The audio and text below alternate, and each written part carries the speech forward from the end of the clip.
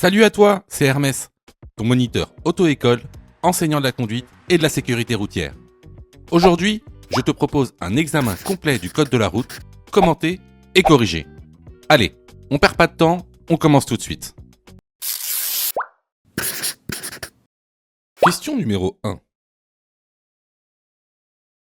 Cet indice triangulaire représente l'indicateur du témoin d'usure du pneu. Oui, réponse A. Non, réponse B.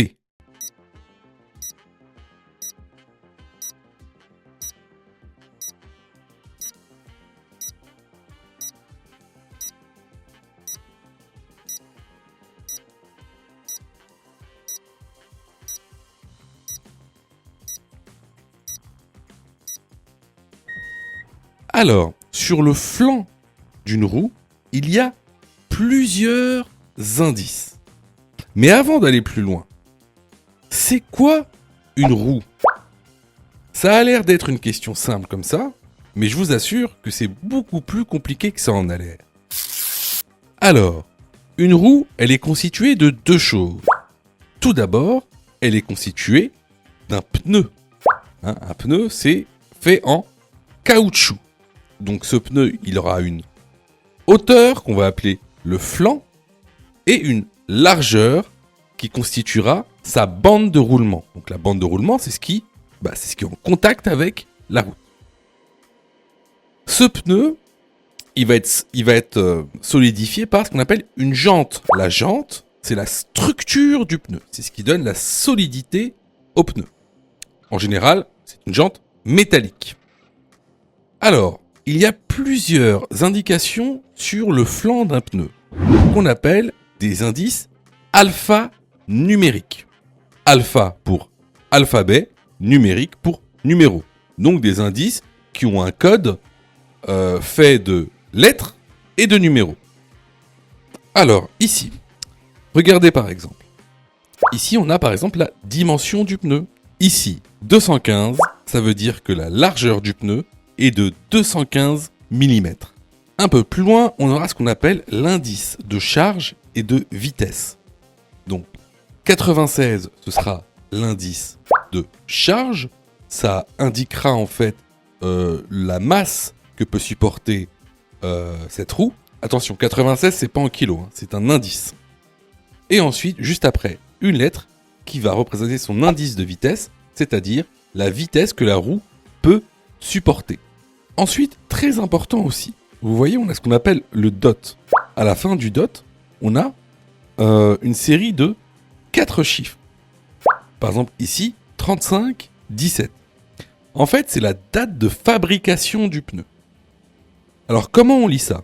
35, ça veut dire 35e semaine, et 17, l'année 2017. Alors, pourquoi c'est important? Alors, ce sera déjà pour toi important quand tu achèteras une roue. Savoir si ton prestataire ne t'a pas mis une vieille roue. En plus de ça, il faut que tu saches que une roue a une date de péremption. C'est-à-dire qu'au-delà de 10 ans, la roue n'est plus viable. Et enfin, on a ce qu'on appelle l'indicateur d'usure. En général, il est triangulaire, mais il peut être aussi noté TWI. Alors TWI pour Tread Wear Indicator. C'est en fait l'indicateur du témoin d'usure. Donc ici, est-ce que cet indice triangulaire représente l'indicateur du témoin d'usure? La bonne réponse est la réponse A. Question numéro 2. La distance de sécurité est bonne. Oui, réponse A. Non, réponse B.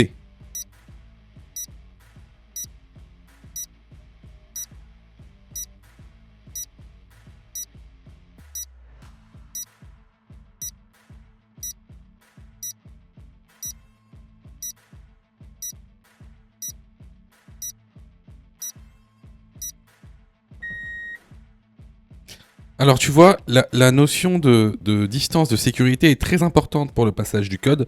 C'est une question qui vient très souvent, qui est vraiment redondante.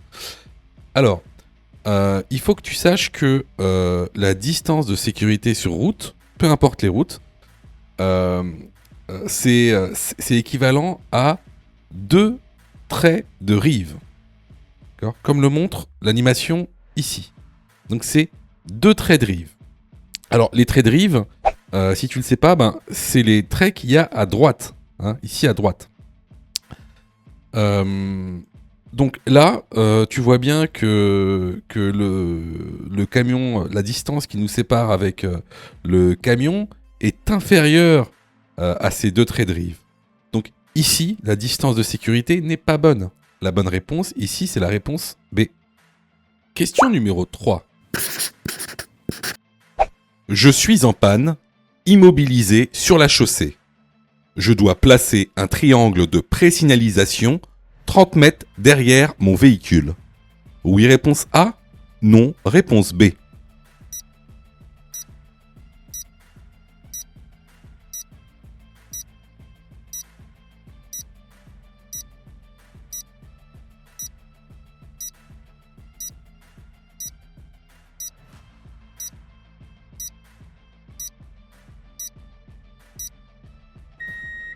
Alors effectivement, si tu es immobilisé sur la chaussée, soit parce que tu es en panne ou que tu as fait un accident, eh bien, il faudra que tu places un triangle de présignalisation 30 mètres derrière ton véhicule. Alors, attention, ce n'est pas valable si tu es en autoroute. En autoroute, il est strictement interdit de mettre un triangle de présignalisation.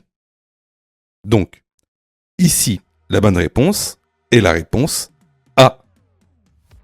Question numéro 4. Pour aller à Lausanne, je vais prendre l'autoroute 41. Oui, réponse A.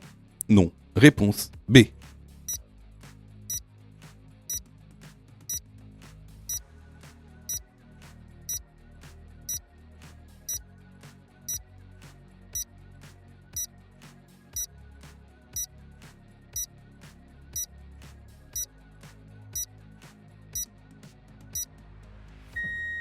Alors, tu vois, ces panneaux que tu vois, ils ont un nom bien spécifique. C'est ce qu'on appelle des panneaux de position. Alors, juste pour mémoire, un panneau de position appartient au groupe des panneaux de direction. Les panneaux de direction appartiennent eux-mêmes au groupe des panneaux d'indication. Alors, en général, ces panneaux de position, avant ces panneaux, quelques kilomètres avant ces panneaux de position, tu as ce qu'on appelle des panneaux d'affectation. Et avant ces panneaux d'affectation, en général, tu as ce qu'on appelle des panneaux de bifurcation. Alors, pourquoi je vous dis tout ça ? Tout simplement parce que j'ai énormément d'élèves et je me rends compte que vos panneaux, vous les connaissez, mais de manière vraiment très approximative. En fait, vous les connaissez très très mal. C'est vraiment pas très clair dans votre tête. C'est très important. Pourquoi je précise ça ? C'est que, vous voyez, le code de la route, si vous le connaissez de manière approximative, alors vous réussirez l'examen de manière approximative. Il n'y a pas de secret. Donc, je vous incite réellement à vous former véritablement et d'être précis. Par exemple, de savoir quel type de panneau vous avez en face de vous. C'est très important. Donc, vous voyez par exemple, au-dessus de ces panneaux, on a ce qu'on appelle des cartouches. Et ces cartouches-là permettent en fait d'identifier la route. Donc, ils sont différenciés via des couleurs, des lettres et des numéros. Par exemple, les cartouches d'autoroute vont commencer avec un A. A pour autoroute. Et ensuite, le numéro, par exemple ici, 75, A75, c'est l'autoroute 75. Pour les routes nationales, c'est la même chose. N pour nationale, et ensuite, le numéro de la route nationale. Pour la départementale, pareil, ça commence par un D, et juste après, vous avez le numéro de la route départementale. Le M pour les routes métropolitaines. Le C, les routes communales. Le E, les itinéraires européens. Le R pour les chemins ruraux. Le F pour les chemins forestiers. Donc ici, comme vous le voyez, pour aller à Lausanne, juste au-dessus, on a le cartouche A41. Donc, on va prendre l'autoroute A41 pour aller à Lausanne. La bonne réponse ici est la réponse A. Question numéro 5. Il est préférable de faire sortir les passagers arrière. Réponse A, du côté rue. Réponse B, du côté trottoir.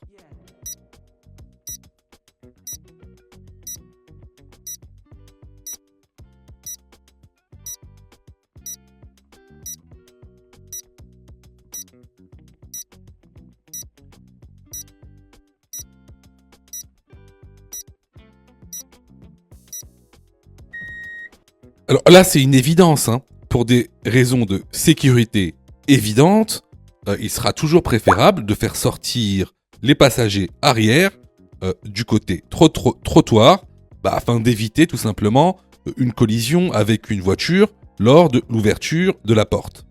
Donc la bonne réponse ici est la réponse B. Je vois que tu es super motivé pour avoir ton code. Alors, soutiens la chaîne en t'abonnant et surtout en activant les notifications afin d'être prévenu des dernières vidéos mises en ligne. Question numéro 6.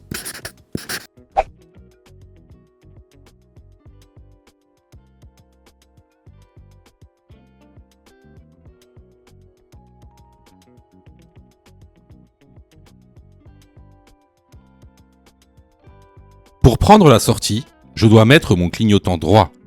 Oui, réponse A. Non, réponse B.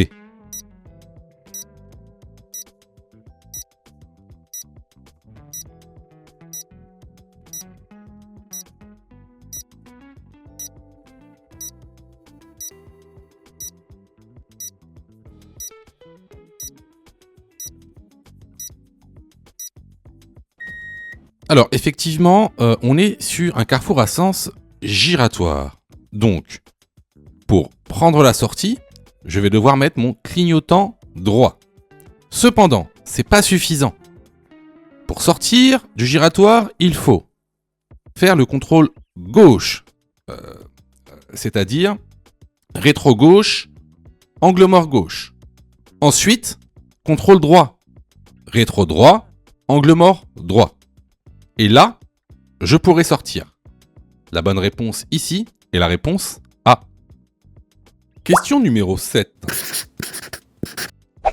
Je suis sur un carrefour à sens giratoire. Le cyclomoteur force le passage. Réponse A. Je ralentis et le laisse passer par mesure de sécurité. Réponse B. J'ai la priorité, donc je ne le laisse pas passer.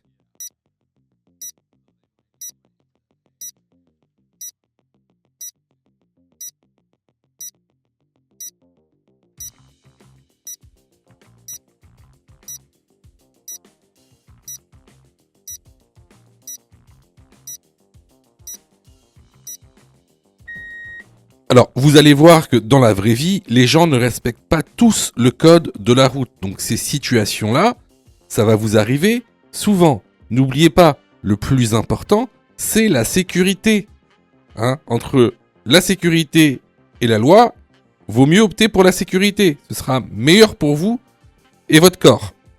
Donc ici, effectivement, le cyclomoteur s'engage sur le sens giratoire de manière non réglementaire parce qu'il devrait me céder le passage. Quand c'est comme ça, vous le laissez passer, que ce soit un cyclomoteur ou même une voiture. Vous ralentissez et vous le laissez passer. Donc ici, la bonne réponse est la réponse A. Question numéro 8. Cet appareil est réponse A, un éthylotest. Réponse B, un éthylomètre. Un éthylotest permet de mesurer l'alcoolémie. Oui, réponse C. Non, réponse D.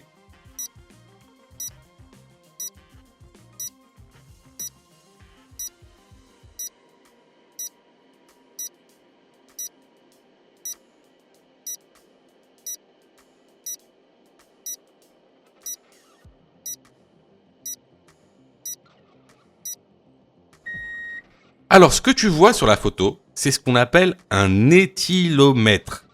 À ne pas confondre avec des éthylotests, qu'ils soient chimiques ou électroniques. Alors, c'est quoi la différence entre un éthylotest et un éthylomètre ? L'éthylomètre, d'accord, déjà, il n'y a que les forces de l'ordre qui le détiennent. Tu pourras jamais acheter un éthylomètre, toi, tout seul, dans ton coin. C'est pas possible. Également, cet éthylomètre permet de mesurer l'alcoolémie. Alors qu'un éthylotest, qu'il soit chimique ou même électronique, ne permet pas de mesurer de manière exacte. Il permet de dépister l'alcoolémie. D'ailleurs, c'est pour ça que quand la police fait des contrôles d'alcoolémie, ils commencent déjà par un éthylotest, qu'il soit chimique ou électronique, et ensuite, si le test est positif, qu'est-ce qu'ils font ? Ils te font passer à l'éthylomètre. Pourquoi ? Parce que l'éthylomètre, c'est un appareil légal, qui s'est utilisé pour des procédures légales auxquelles il y a une procédure judiciaire. Et cet appareil, il est contrôlé lui-même.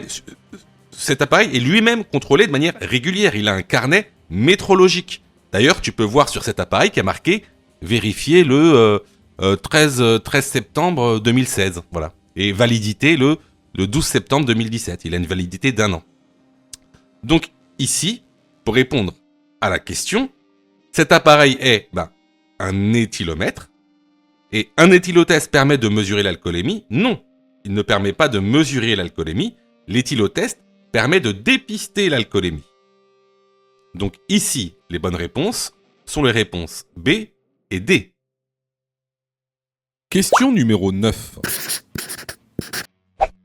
Le véhicule noir tourne à gauche, mais il semble mal engagé. Je m'arrête avant la ligne de stop. Oui, réponse A. Non, réponse B.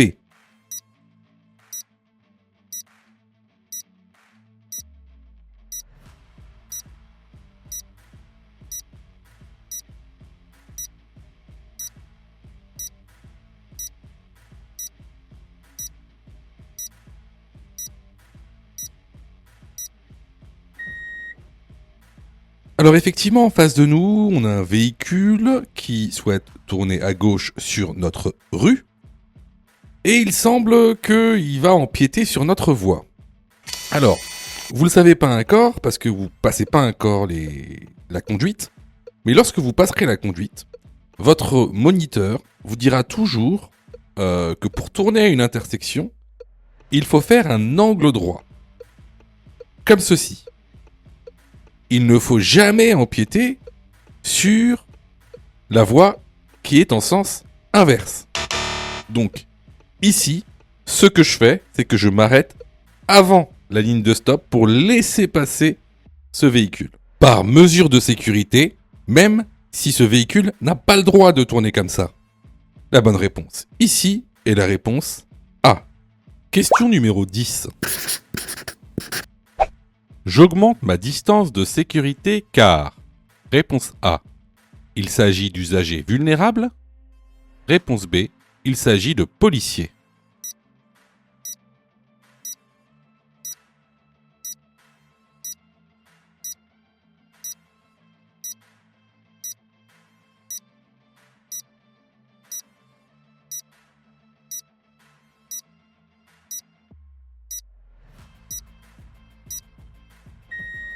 Alors, comme toujours, lorsqu'on a des usagers vulnérables devant nous, on augmente notre distance de sécurité. Donc, on n'augmente pas notre distance de sécurité parce que ce sont des policiers. C'est parce que ce sont des usagers vulnérables. La bonne réponse ici est la réponse A. Sais-tu que Mon Code de la route est aussi une plateforme pédagogique qui te permet de passer ton examen du code à partir de seulement 9,90 €. Et on a même conçu, spécialement pour toi, un programme qui te permet d'obtenir ton code en un temps record. C'est le programme Mon Code en 10 jours.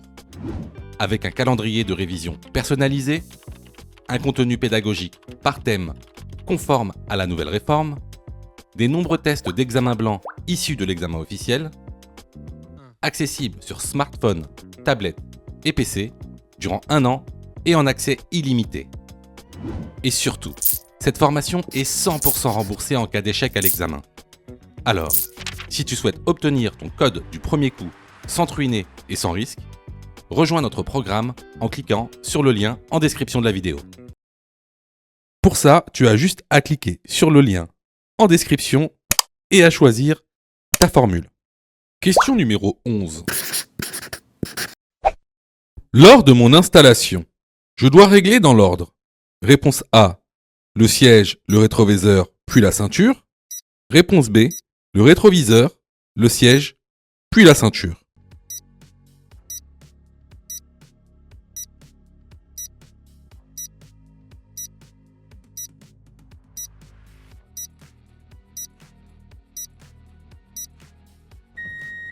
Alors, lors de ton installation, tu devras tout d'abord régler ton siège, ensuite tes rétroviseurs, intérieur-extérieur, et enfin ta ceinture. La bonne réponse ici est la réponse A. Question numéro 12. Je peux sortir à Bergerac. Oui, réponse A. Non, réponse B.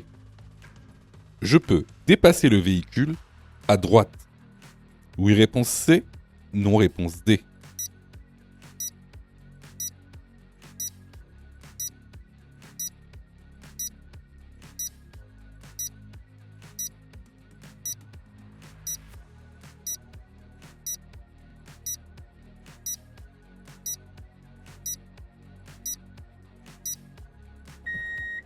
Alors, vous remarquerez qu'ici on est sur autoroute et on est sur la file de gauche. Ce qui nous sépare de la file de droite, ce sont des lignes de dissuasion. Donc, une ligne de dissuasion te dissuade de la franchir.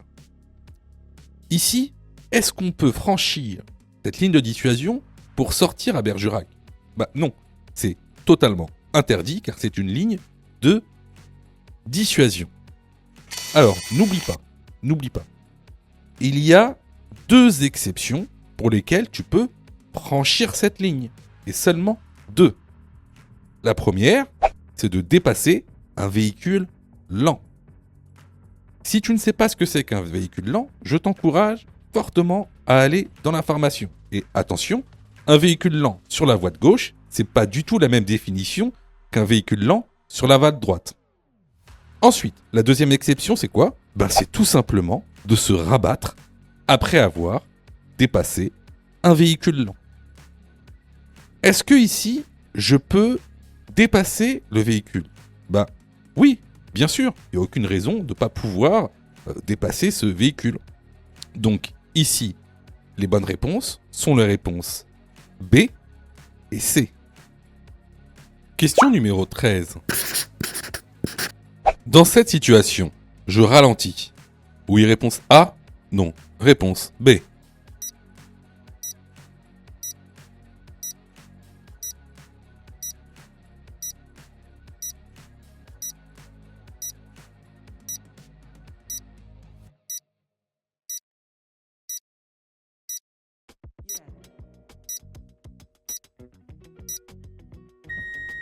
Alors ici, vous voyez bien qu'on roule sur une rue étroite et en plus avec un trottoir étroit.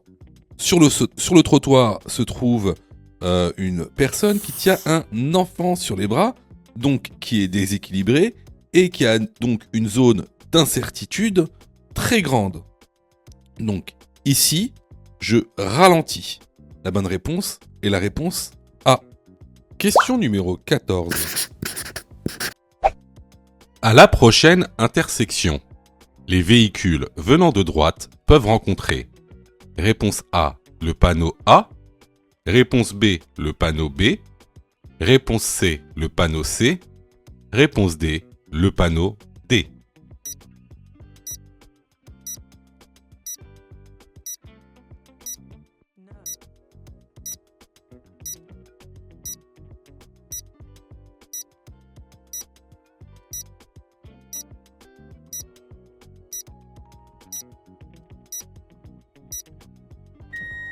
Alors, ici, comme tu le vois, on a un panneau indiquant que on a la priorité à la prochaine intersection. Donc, qu'est-ce que ça veut dire concrètement? Ici, on va considérer qu'on est la voiture rouge. et que les véhicules venant de droite, c'est la voiture blanche. D'accord ? Donc nous, on a la priorité à la prochaine intersection. Donc, est-ce que les véhicules qui viennent de droite peuvent avoir ce panneau de route prioritaire ? Non, on ne peut pas être prioritaire en même temps. C'est impossible. Soit c'est moi qui suis prioritaire, soit c'est les véhicules de droite qui sont prioritaires. Mais pas les deux en même temps. Donc, le panneau de priorité, c'est impossible. Ensuite, est-ce que les véhicules venant de droite peuvent avoir le panneau de priorité à droite ? Non plus, parce qu'il va falloir qu'ils cèdent la priorité à droite, mais surtout à moi, qui vient donc de la gauche. Donc ils peuvent pas avoir un panneau de priorité à droite. Les seuls panneaux qu'ils puissent avoir, c'est soit un panneau de céder le passage, soit un panneau stop. Alors, je sais que certains d'entre vous vont me dire, mais t'es bien gentil, mais comment tu sais que l'intersection elle sera comme ça ? Elle peut être en étoile, ou elle peut être en T, ou... Alors, je sais que la circulation sera comme ça, de manière sûre et certaine. Donc, si vous voulez savoir pourquoi l'intersection sera obligatoirement comme ça, je vous invite fortement à aller dans l'information, parce qu'aujourd'hui, on n'a pas le temps de répondre à toutes les questions. On répond à la question qui nous est posée. Mais vous devriez le savoir. Clairement, vous devriez savoir pourquoi elle est obligatoirement comme ça, cette intersection. Donc rendez-vous dans l'information pour ceux qui veulent savoir. Donc ici, pour répondre à la question, les bonnes réponses sont les réponses A et B. Les vidéos sont totalement gratuites, donc abonne-toi pour aider la chaîne et surtout, active les notifications pour être prévenu des dernières vidéos et avoir ton code beaucoup plus rapidement. Question numéro 15. Je roule en feu de route. Oui, réponse A. Non, réponse B.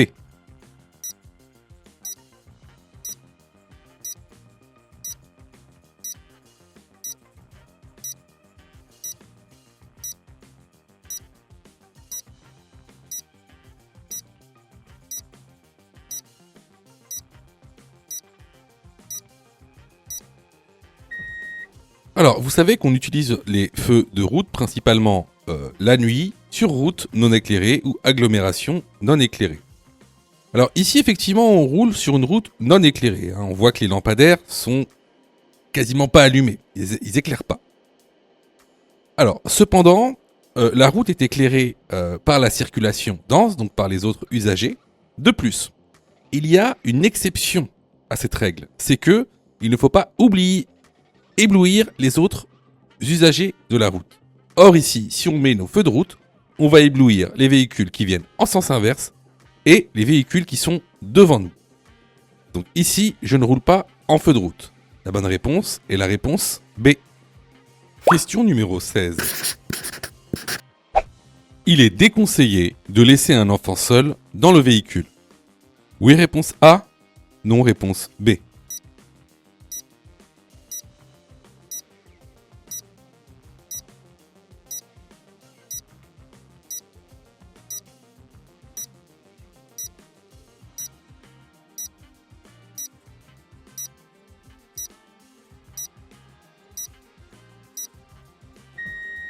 Alors, cette question a l'air évidente, mais encore beaucoup de personnes laissent leur enfant seul dans le véhicule. Et cela peut entraîner énormément de déconvenues. Les enfants peuvent toucher les commandes et ça peut être très dangereux. Donc on ne laisse jamais, même quelques secondes, un enfant dans un véhicule seul. La bonne réponse ici est la réponse A. Question numéro 17. Dans cette situation, réponse A, je maintiens ma vitesse. Réponse B, je ralentis et mets le pied devant le frein.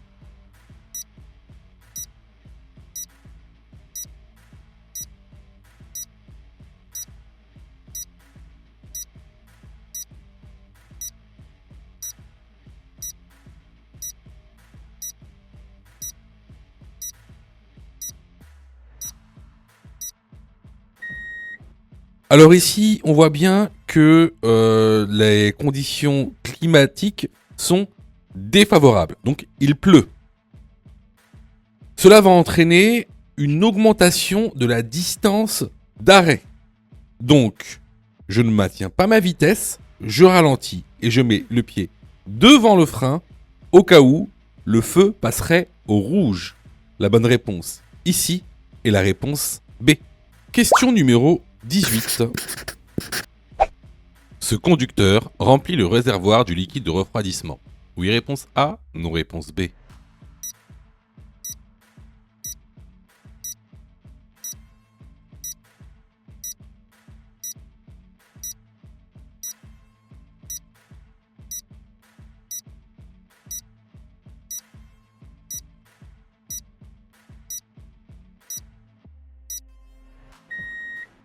Alors, ici, ce qu'on voit, c'est le réservoir du lave-glace.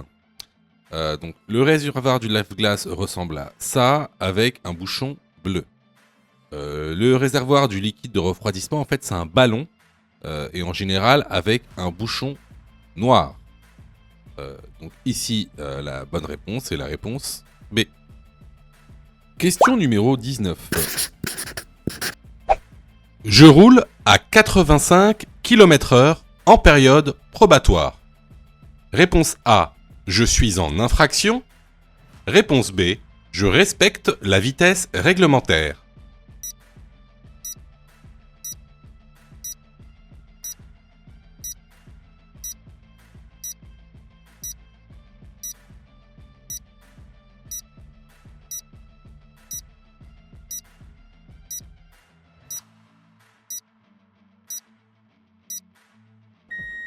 Alors, encore une fois, question super importante, car à tous les examens du code de la route, vous allez avoir 1, 2, 3 questions sur les vitesses réglementaires. Alors, pour pouvoir répondre à ce type de questions, il faut tout d'abord savoir sur quel type de route tu circules. Sinon, c'est impossible de connaître la vitesse réglementaire. Alors, sache que les vitesses réglementaires dépendent du type de route. Par exemple, tu as les autoroutes. Tu as les routes à chaussées séparées. Tu as les routes à double sens de circulation. Et enfin, comme c'est le cas ici, tu as les routes à double sens de circulation avec créneau de dépassement. Le créneau de déplacement, c'est ici. Alors, pour ce type de route, il y a 2 cas. Le cas où on a passé la période probatoire. Donc, dans le cas où on a passé notre période probatoire, la vitesse maximale autorisée sur les 2 voies est de 90 km/h. Et la vitesse maximale autorisée sur la simple voie est de 80 km/h. Ça, c'est quand tu as passé ta période probatoire. Mais quand tu es en période probatoire, c'est différent. La vitesse maximale autorisée sur les 2 voies est de 80 km/h et la vitesse autorisée sur la simple voie est également de 80 km/h. Donc, pour en revenir à la question, ici, on roule sur une route à double sens de circulation avec créneau de dépassement. Tu es en période probatoire, donc la vitesse maximale autorisée est de 80 km/h. Tu es donc en infraction. La bonne réponse ici est la réponse A. Question numéro 20. À 70 km/h, je parcours en 1 seconde. Réponse A, 21 mètres. Réponse B, 42 mètres. Ma distance de sécurité est bonne. Oui, réponse C. Non, réponse D.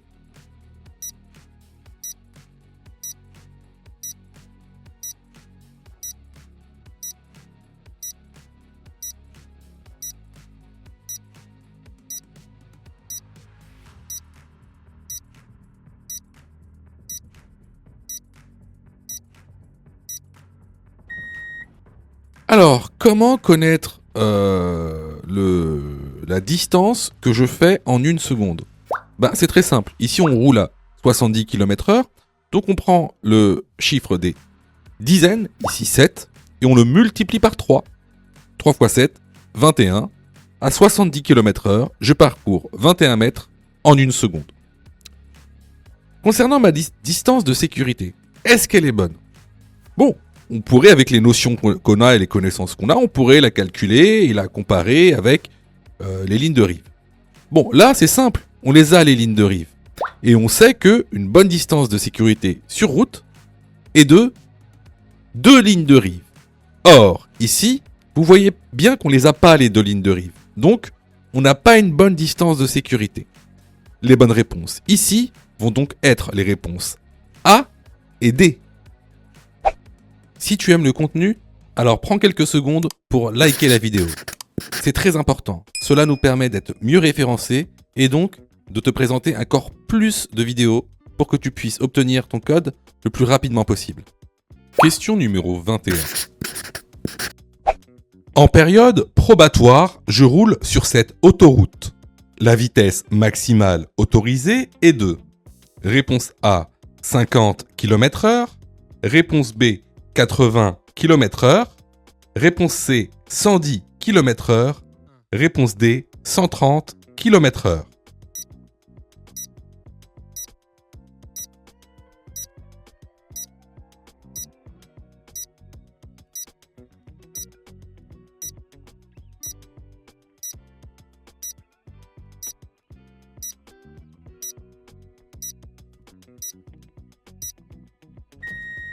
Alors, ici, peu importe que vous soyez en probatoire ou hors probatoire, comme vous le remarquez, on a une très faible visibilité. D'ailleurs, on a une visibilité qui est à peine de quelques mètres. Elle est inférieure à 50 mètres.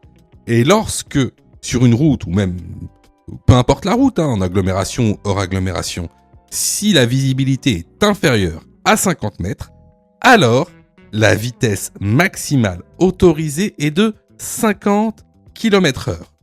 Donc ici, la bonne réponse est la réponse A. Question numéro 22. En panne sur autoroute.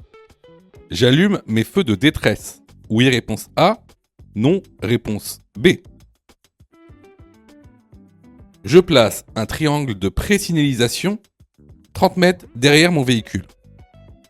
Oui, réponse C. Non, réponse D.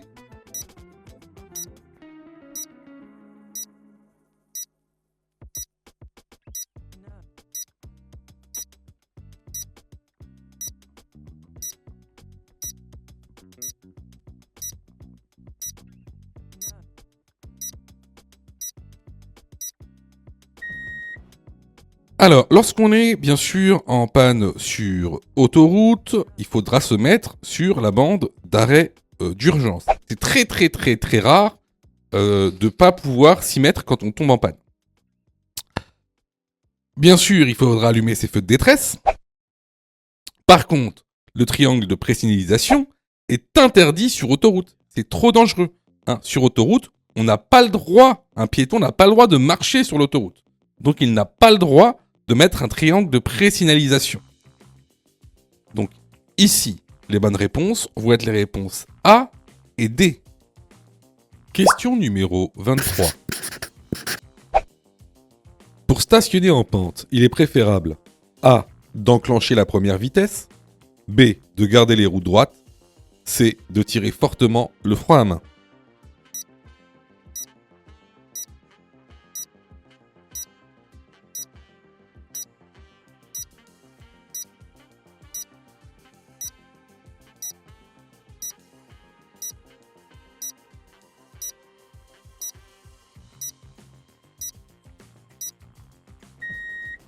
Alors, lorsque vous vous stationnez donc en pente, il faudra donc bien sûr enclencher la première vitesse, tourner les roues du côté trottoir et de tirer fortement le frein à main.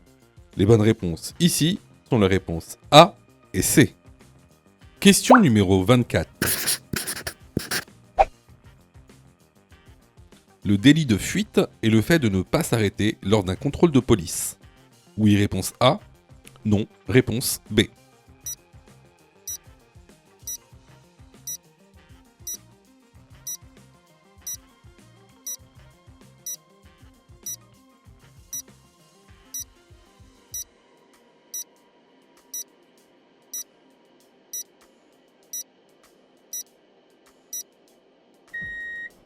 Alors, souvent vous confondez deux choses. Le refus d'obtempérer et le délit de fuite. Le refus d'obtempérer, c'est lorsque vous n'obéissez pas à l'ordre d'un policier. Un ordre légal, hein, bien sûr, d'un policier. Alors que le délit de fuite, c'est lorsque vous fuyez alors que vous avez fait un accident de la route. Donc c'est deux choses complètement différentes. Donc ici, le délit de fuite et le fait de ne pas s'arrêter lors d'un contrôle de police, non. La bonne réponse est la réponse B, parce que ça, c'est un refus d'obtempérer. Question numéro 25.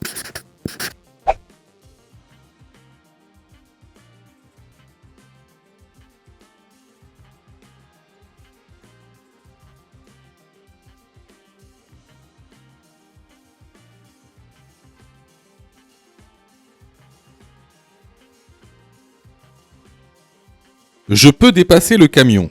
Oui, réponse A, non, réponse B.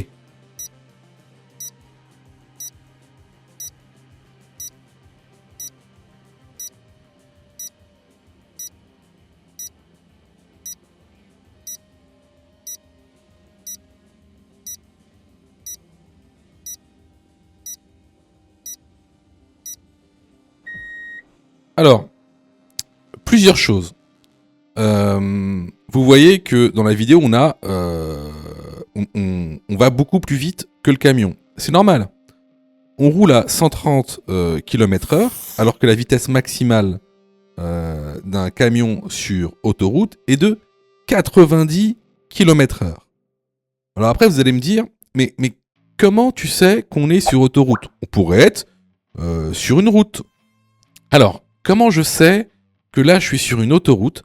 Bah, regardez, ici, il y a une borne qu'on appelle les bornes, on appelle ça une borne kilométrique. Hein.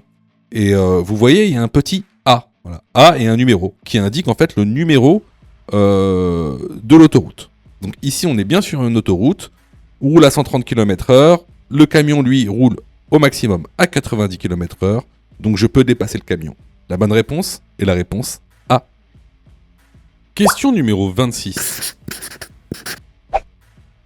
Je circule sur une route A. Nationale, B. Départementale, C. Métropolitaine.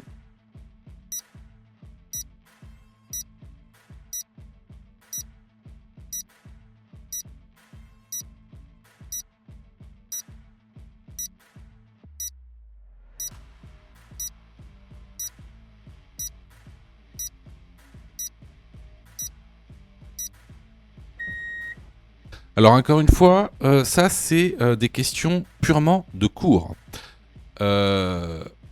Au-dessus des panneaux de direction, vous avez des cartouches. Donc vous avez par exemple des cartouches qui ont des lettres et des couleurs différentes. Par exemple, ici, vous voyez A10, ça c'est pour le réseau autoroutier.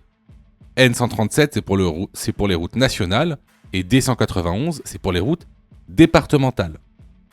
Alors nous ici, au-dessus du panneau donc, de direction, on a le M.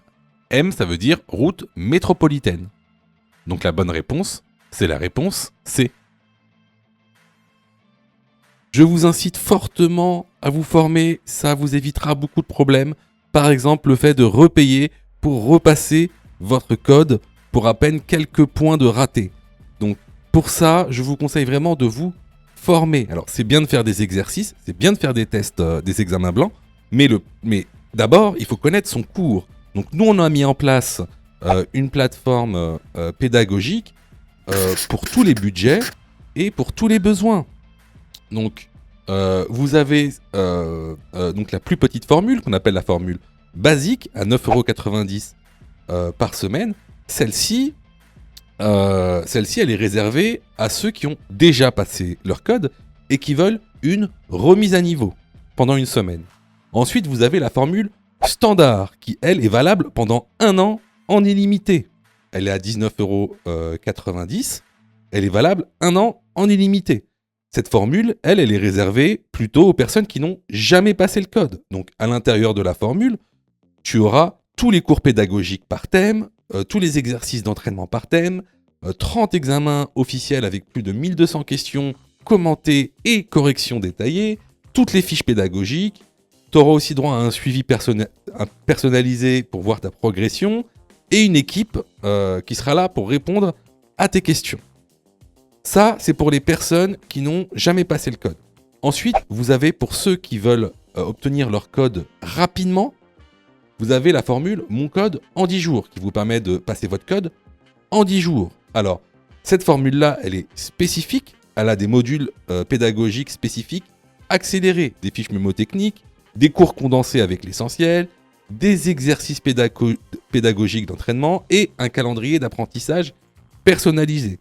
Bien sûr, tu auras le droit à tous les cours pédagogiques aussi, toutes les fiches pédagogiques, tous les examens officiels, les 1200 questions commentées et détaillées. Et tu auras aussi un suivi personnalisé. Donc cette formation, elle est aussi valable pendant 1 an en illimité. Et en plus, elle est remboursée à 100% si tu échoues ton code.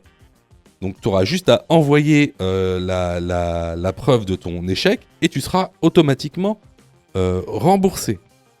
Ensuite, on a une dernière formule. Ça, c'est plutôt pour les personnes qui viennent d'arriver en France et qui aimeraient avoir des informations sur le passage du code et le passage du permis. Par exemple, les différents types de permis qui existent. Le permis normal, le permis accompagné, le permis encadré, le permis supervisé. Et aussi, si tu veux savoir comment tu peux te faire financer ton permis de conduire. Tous les organismes de financement qui peuvent financer soit à 100%, soit de manière partielle, ton permis. Bon, ça c'est réservé aux personnes qui viennent d'arriver en France et qui veulent avoir leur code. Donc voilà, on a voulu que ce soit une plateforme pour que tout le monde puisse se former au code de la route. Donc il y en a pour tous les budgets et surtout, il y en a pour tous les besoins parce que chaque personne a des besoins différents. Donc je vous incite vraiment à aller dans la formation. Alors pour y aller, c'est très simple. Dans chaque vidéo, vous voyez, vous allez dans description et il y a un lien vraiment en début de description. Donc il y a un lien. Tu cliques dessus, hein, tu cliques sur le lien. Oui, il y a marqué plateforme de formation en ligne. Tu cliques sur le lien. Ce lien te ramène directement sur le site internet. Et là, tu cliques sur la formule qui te correspond. Ensuite, il ne te reste plus qu'à souscrire à la formation et tu auras accès directement donc à ton espace élève, à toute la plateforme pédagogique. Question numéro 27. La vitesse maximale autorisée est de réponse A, 70 km/h, réponse B, 80 km/h.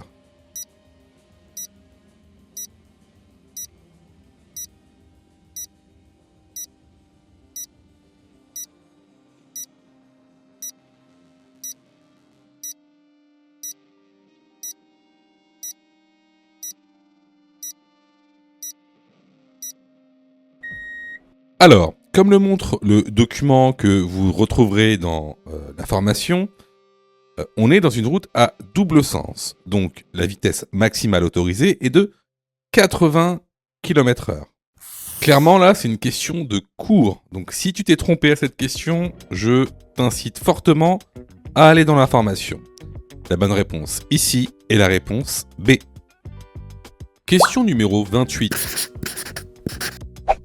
Le conducteur est soumis à une baisse de la vigilance plus importante. Réponse A, juste avant le lever du soleil. Réponse B, juste après le coucher du soleil.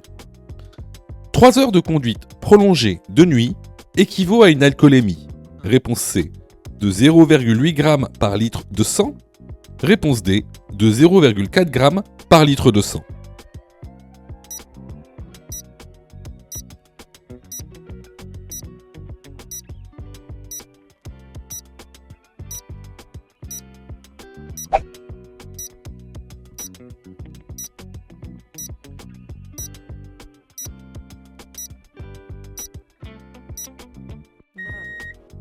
Alors, comme se montre le document, on a 2 baisses de vigilance très importantes chez l'être humain.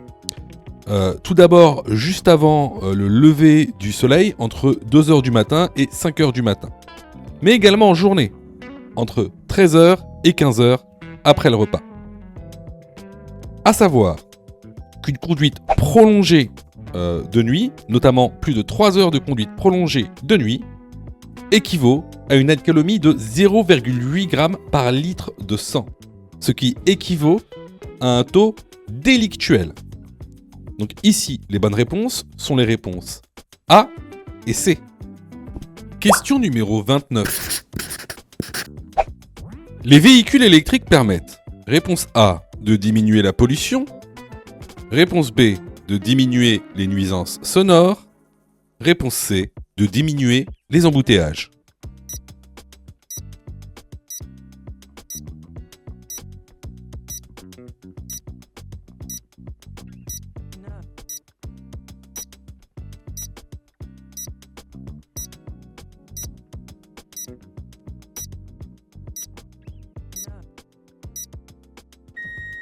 Alors bien sûr, un véhicule électrique va permettre de diminuer la pollution et également les nuisances sonores car il n'y a pas de moteur thermique.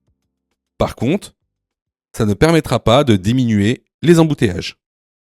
Les bonnes réponses ici sont les réponses A et B. Je vois que tu es super motivé pour avoir ton code. Alors, soutiens la chaîne en t'abonnant et surtout en activant les notifications afin d'être prévenu des dernières vidéos mises en ligne. Question numéro 30. L'ESP permet de maintenir sa trajectoire lors des freinages d'urgence. Oui, réponse A. Non, réponse B.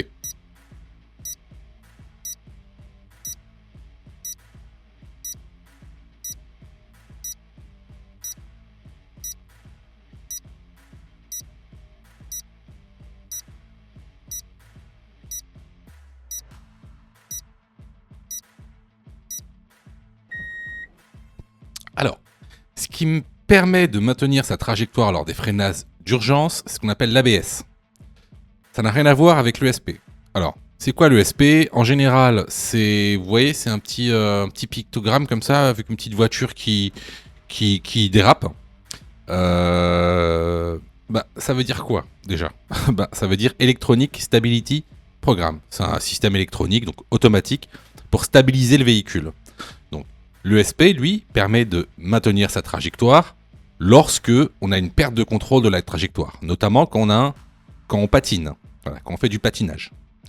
Donc ici, la bonne réponse est la réponse B. Question numéro 31. Je suis écomobile si. Réponse A, je roule moins vite pour consommer moins. Réponse B, j'utilise les transports en commun. Réponse C, je pratique l'écopartage. Réponse D, je désactive l'air conditionné dans ma voiture.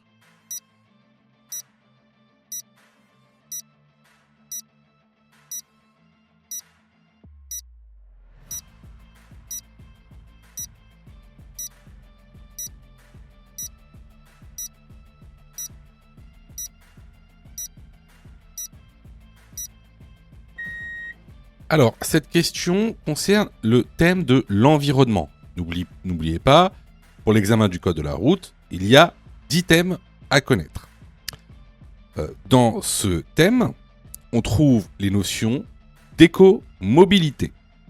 Alors, souvent, vous confondez écomobilité et écoconduite, qui sont deux choses différentes. L'écomobilité, c'est comment je me déplace, et l'éco-conduite, c'est comment je roule. Deux concepts différents. L'écomobilité, par exemple, c'est utiliser les transports en commun, pratiquer l'écopartage, pratiquer le covoiturage. Alors que l'éco-conduite, ça va être rouler moins vite, utiliser le frein moteur, désactiver l'air conditionné. Donc, ici, je suis écomobile si j'utilise les transports en commun et je pratique l'écopartage. Les bonnes réponses ici sont les réponses B et C. Question numéro 32. Je suis dans l'obligation de tourner à droite à la prochaine intersection. Oui, réponse A. Non, réponse B.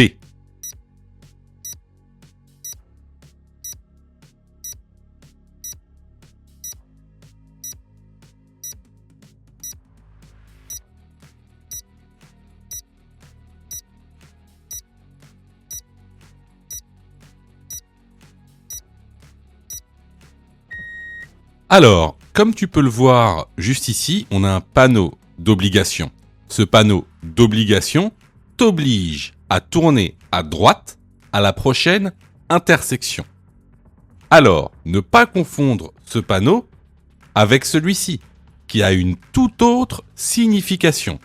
Donc, aujourd'hui, on n'aura pas le temps de traiter de ce sujet, mais si tu veux en savoir plus sur ce panneau, rendez-vous dans la formation. Donc, pour revenir à la question, la bonne réponse est la réponse A. Question numéro 33. Dans cette aire de repos se trouvera, réponse A, un débit de boisson, réponse B, un hôtel, réponse C, un restaurant, réponse D, un camping pour caravane.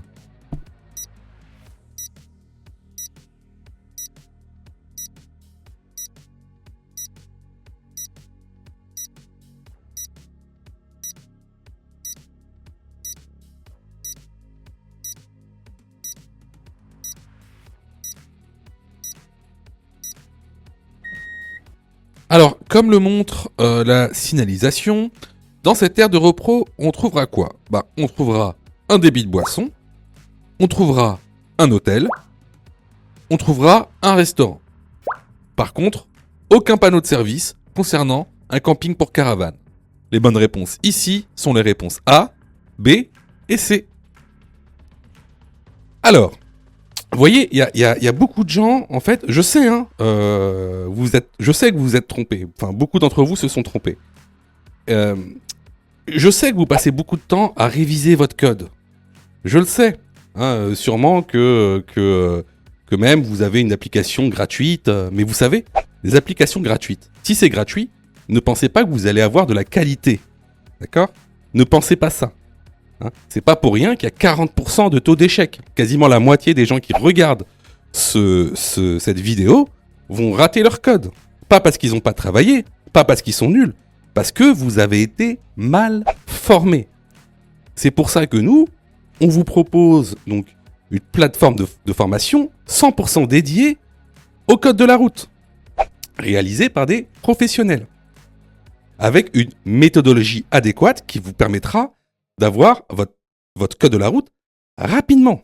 Vous pouvez même choisir la formule « Mon code en 10 jours » et avec cette formule, vous êtes 100% remboursé si vous ratez votre code, simplement en envoyant la preuve de votre échec. Donc voilà, moi un petit conseil que je vous donne, surtout si vous êtes trompé à cette question, allez dans la plateforme, formez-vous correctement, vous allez voir, ça va bien se passer. Pour ça, tu as juste à cliquer sur le lien en description et à choisir ta formule. Question numéro 34. La fatigue allonge le temps de réaction. Oui, réponse A. Non, réponse B.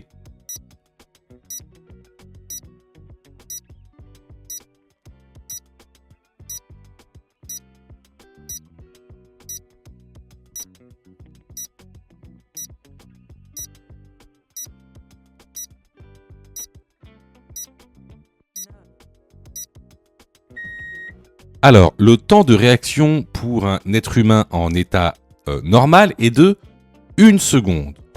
Ce temps de réaction peut augmenter selon plusieurs facteurs.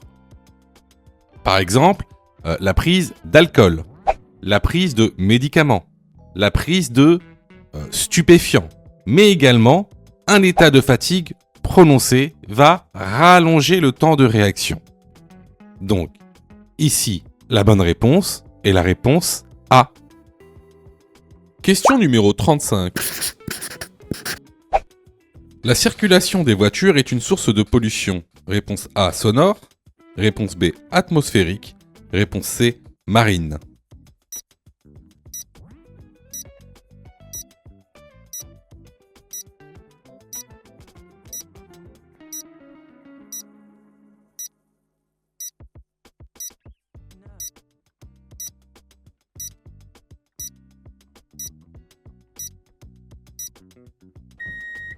Bon, là, c'est vraiment une question très très simple, mais bon, il y a des questions très très simples dans le test officiel du code de la route. Parfois, c'est assez surprenant. Donc, effectivement, ici, la circulation des voitures est une source de pollution sonore, réponse A, et atmosphérique, réponse B. Question numéro 36. Le réservoir du liquide de refroidissement se trouve, réponse A en A, réponse B en B. La jauge du niveau d'huile se trouve, réponse C en B, réponse D en D.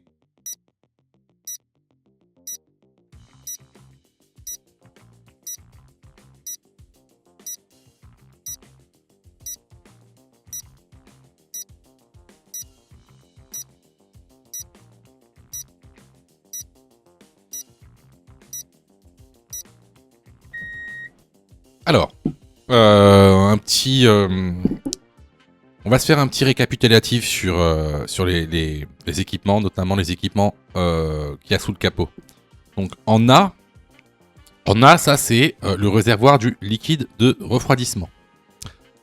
En C, ça c'est le réservoir d'huile. En D, la jauge du niveau d'huile. En B, liquide de frein. Donc ici, les bonnes réponses sont les réponses A et D. Question numéro 37. J'utilise mes feux. Réponse A, de route. Réponse B, de position. Réponse C, de croisement.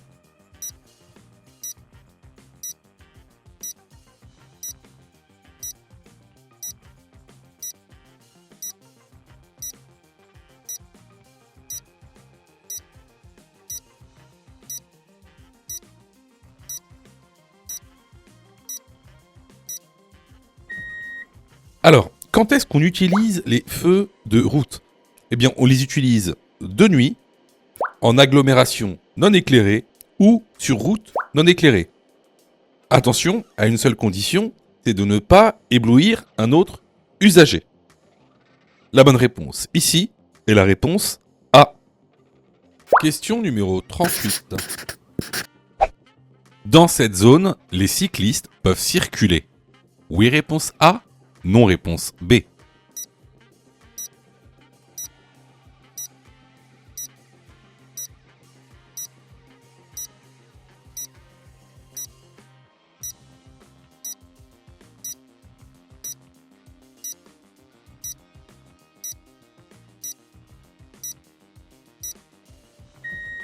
Alors, regardez le panneau, et notamment la partie haute. C'est un panneau d'aire piétonne. Donc c'est une zone où les piétons sont prioritaires et où les cyclistes peuvent circuler s'ils circulent au pas. Donc ici, la bonne réponse est la réponse A. Alors là, c'était vraiment une question de cours qu'on voit régulièrement dans l'information. Donc si vous avez eu faux à cette question, vraiment, je vous incite vraiment à vous former, hein, que ce soit chez nous ou ailleurs. Alors, je reçois plusieurs messages de votre part, d'ailleurs je vous en remercie. Alors, vous me posez souvent deux questions. Alors, la première c'est quand est-ce que je suis prêt pour passer mon code? Et la deuxième c'est est-ce que je dois suivre la formation? Alors, tout d'abord, on va répondre à la première question. Quand est-ce que tu es prêt pour passer ton code? C'est très simple. Si tu fais moins de 5 fautes sur les 5 dernières séries d'examens blancs que tu as fait, alors tu es prêt à passer le code de la route. Donc attention, hein, ça veut dire qu'il faut que sur les 5 dernières séries que tu as faites, de manière consécutive, il n'y a pas une seule série où tu as fait plus de 5 fautes. Donc si tu as fait plus de 5 fautes à une seule série, il faut que tu continues à faire des examens blancs. La deuxième question. Est-ce que il serait mieux pour moi de prendre une formation? Alors, là, c'est pareil. Si tu fais 8 fautes ou plus sur les 5 dernières séries d'examens blancs que tu as faites, alors il est vivement conseillé de te former. ça veut tout simplement dire que il te manque certaines notions essentielles. Ça veut pas dire que tu connais pas ton cours, ça veut dire qu'il te manque des notions essentielles pour pouvoir progresser. Et clairement, c'est pas en faisant des examens blancs que tu vas progresser, tu vas même plutôt stagner. Voilà. Donc si tu as fait 8 fautes ou plus sur l'une des 5 dernières séries que tu as faites, je te conseille vivement de te former. Surtout que on a mis en place donc une plateforme pédagogique qui répond vraiment à tous vos besoins. On a fait en sorte que tout le monde puisse se former au code de la route. Vous avez la formule standard, par exemple, qui est à 19,90 € par an. Donc vous payez une fois 19,90 € et vous avez le droit à toute la plateforme pendant un an en illimité, avec tous les cours, tous les 10 thèmes, plus de 1200 questions issues de l'examen officiel, commentées et corrigées. Vous avez pour ceux, par exemple, qui veulent passer leur code rapidement, la formule à mon code en 10 jours, pour passer son code en 10 jours, qui est à 39,90 € par an, en illimité. Et en plus, si vous ratez votre code, eh ben vous êtes 100% remboursé, seulement en envoyant votre preuve d'échec. Sinon, pour ceux qui le souhaitent, vous avez la plus petite formule, la formule basique, qui est à 9,90 € par semaine. Celle-ci, c'est une formule qui est hebdomadaire, qui en général est réservée à ceux qui ont déjà passé leur code et qui ont échoué. C'est une sorte de remise à niveau. Donc, vraiment, il y en a pour tous les besoins et il y en a aussi pour tous les prix. Et c'est vraiment pas cher. Ce serait bête de rater son code alors que vous auriez pu vous former pour 9,90 €. Pour ça, tu as juste à cliquer sur le lien en description et à choisir ta formule. Question numéro 39. Mon téléphone sonne alors que je suis au volant. Je regarde qui m'appelle. Oui, réponse A. Non, réponse B. Cela peut diminuer ma vigilance. Oui, réponse C. Non, réponse D.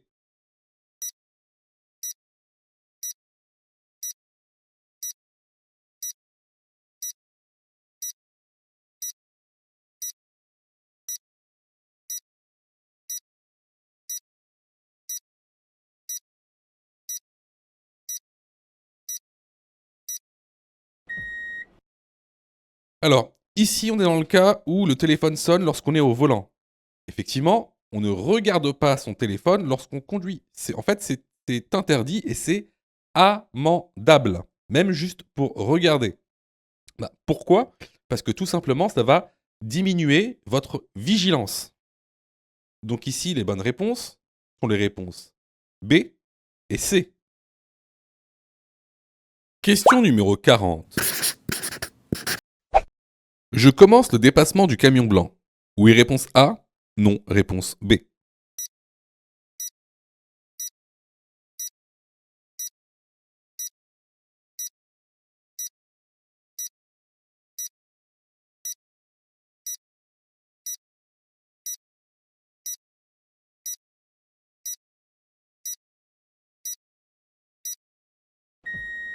Alors, ici plusieurs choses. Déjà, on sait qu'on est sur une autoroute. Tout simplement parce que on a un panneau sur fond bleu avec marqué au-dessus à 87. On a un camion blanc en face de nous. On sait que sur autoroute, les camions, en tout cas les véhicules d'un poids total à charge supérieur à 3,5 tonnes, ont une vitesse maximale autorisée de 90 km/h. Moi, je roule, regardez, à 127 km/h. Donc, je roule automatiquement plus vite que le camion. De plus, regardez, on va revenir sur la notion de distance de sécurité. Vous savez que sur autoroute, la distance de sécurité est de 2 traits de rive. Donc ici, les 2 traits de rive, on les a pas. Donc en plus de rouler plus vite que le camion, on n'a pas la bonne distance de sécurité. Donc là, effectivement, je dois commencer mon dépassement. La bonne réponse est la réponse A. Si tu as fait 8 fautes ou plus, ne panique pas. Rejoins-nous sur notre plateforme pédagogique en ligne en cliquant sur le lien en description de la vidéo. Tu pourras alors choisir la formule qui te convient. N'oublie pas de liker la vidéo et de t'abonner pour recevoir toutes les dernières notifications. Tu peux aussi continuer à t'entraîner en cliquant sur l'une des vidéos qui s'affichent.